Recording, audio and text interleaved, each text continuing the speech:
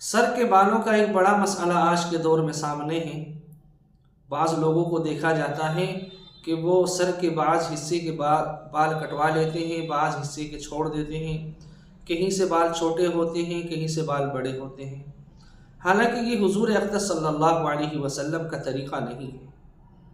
حضور اقدس صلی اللہ علیہ وسلم نے یا تو بالوں کو بڑھا کر رکھا ہے، برابر رکھا ہے، اور حکم بھی یہی ہے کہ چاروں طرف سے بال یکساں رکھے جائیں، کہیں سے بھی بال چھوٹے اور بڑے نہ کیے جائیں، یا پھر اگر چھوٹے کرانے ہیں تو سارے بالوں کو ایک ساتھ چھوٹے کرائیں۔ اور اس چیز کو حدیث شریف کے اندر قضا کہا گیا ہے۔ قضا کا مطلب ہی یہ ہوتا ہے کہ سر کے بعض حصے کے بال کٹوا دینا اور بعض حصے کے بال چھوڑ دینا۔ اور جو لوگ ایسا کرتے ہیں اور کر بھی رہے ہیں، اگر ہم معاشرے کے اندر دیکھیں تو ایک بڑی تعداد ایسے لوگوں کی مل جائے گی جو اپنے سر کے بالوں کے ساتھ اس طریقے کا فیشن کر رہے ہیں۔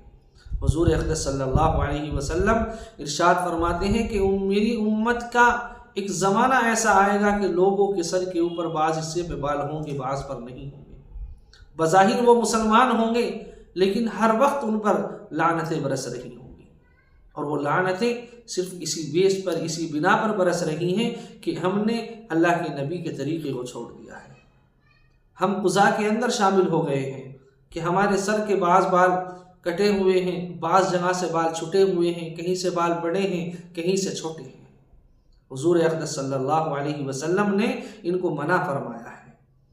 اور اس سے بھی بڑھ کر بات یہ ہو جاتی ہے کہ بعض لوگوں کو دیکھا گیا ہے کہ وہ داڑھی کے اندر بھی اس طریقے سے فیشن کرا لیتے ہیں کہ کہیں سے اس سائڈ سے بال چھوٹے چھوٹے ہو گئے، بیچ سے بال لمبے کر دیے۔ آپ حضرات غور کریں، اللہ کے نبی علیہ السلام کی سنت کے ساتھ ہم نے کتنا بڑا کھلواڑ کر رکھا ہے۔ ایک مشت داڑھی رکھنا واجب ہے۔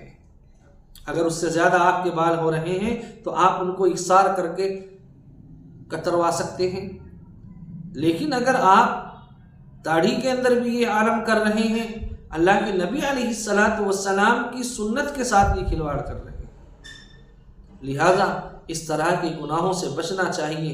انسان کرا لیتا ہے، لیکن گناہ ہر وقت اس کے اوپر سرزد ہوتا رہتا ہے۔ اگرچہ ہم نے آج کرا لیا، لیکن جب تک ہمارے بال ایسے رہیں گے، جب تک ہمارے اوپر لعنتیں برستی رہیں گی۔ تو اس طرح کے بال رکھنے سے حدیث شریف کے اندر منع فرمایا گیا ہے۔ آپ تمام لوگوں سے گزارش ہے کہ اپنے بالوں کو اس طریقے پر رکھیں جس طریقے پر اللہ کے نبی علیہ السلام نے حکم دیا ہے۔